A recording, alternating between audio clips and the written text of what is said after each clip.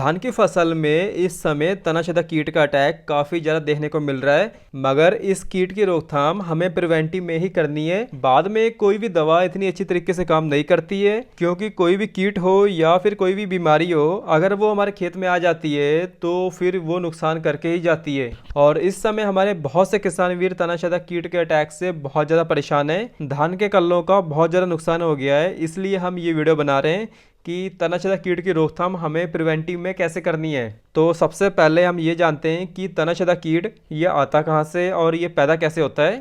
इसके लिए हमें ये देखना है कि अगर हमारे खेत में सफ़ेद तितली या पतंगे उड़ते हुए दिखाई देते हैं या बैठे हुए दिखाई देते हैं, तो हमें समझ लेना चाहिए कि हमारे खेत में पत्ती लपेट और तनाछेदक कीटों का अटैक होने वाला है। मतलब जब ये सफ़ेद तितली सी उड़ते हुए या बैठे हुए दिखाई देती है तो फिर हमें प्रिवेंटिव में दूसरी या तीसरी यूरिया खाद के साथ जो ग्रीन लेवल वाले दानेदार कीटनाशक आते हैं उनका प्रयोग कर देना चाहिए, क्योंकि ये जो बारीक सी तितली होती है ये अंडे देती है। इसके अंडे से कई 100 के हिसाब से छोटी छोटी इल्लियाँ निकलती हैं।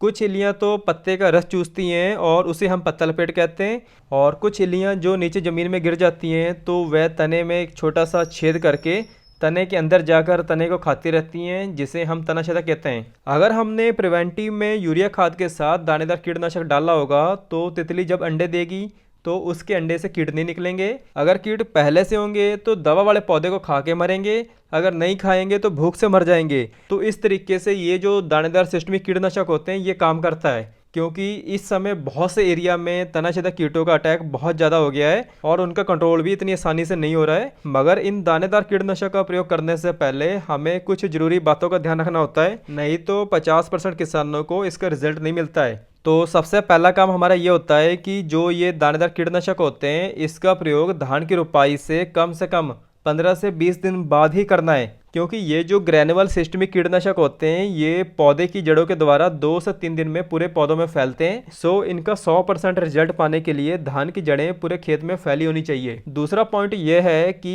दवा डालने के 4 से 5 दिन तक खेत में पानी रुका रहना चाहिए, तब जाके दवा पूरे पौधों में फैलती है। फिर ही कीटों का कंट्रोल लंबे समय तक करके रखेगी, कीट जल्दी पैदा नहीं होंगे। तो इस तरीके से अगर हमारे खेत में गोवली सुंडी का अटैक होता है तो फिर हमें प्रिवेंटिव में फटेरा डाल के रखना है। अगर हमारे खेत में कोई भी दिक्कत नहीं आती है तो फिर जरूरी नहीं है कि हमें फटेरा का ही प्रयोग करना है। अगर थोड़ा बहुत कीट का अटैक दिखता है तो फिर हम इसे स्प्रे से भी खत्म कर सकते हैं। मगर किसान वीरों एक बात बताओ कि अगर गोवली सुंडी का अटैक बहुत ज्यादा हो जाता है तो बिना कीटनाशक डाले आपके वहाँ धान की पैदावार कैसे निकलती है? मगर भाई हमारे यूपी और उत्तराखंड में गोवली सुंडी बहुत नुकसान करती है। अगर हम आपकी बातें सुन के सुंडी का स्प्रे ना करें तो भाई पिछले साल 50% से भी ज़्यादा सफ़ेद बालियाँ निकली थी और पैदावार भाई 14-15 क्विंटल प्रति एकड़ की आई थी। और जिन खेतों में हमने प्रिवेंटिव में फटेरा डाला था तो वहीं पर 30-31 क्विंटल प्रति एकड़ की एवरेज आई थी। भाई आप लोग भी प्रैक्टिकल करके देखा करो कि कीटनाशक डालने से क्या लॉस होता है, क्या प्रॉफिट होता है। धन्यवाद।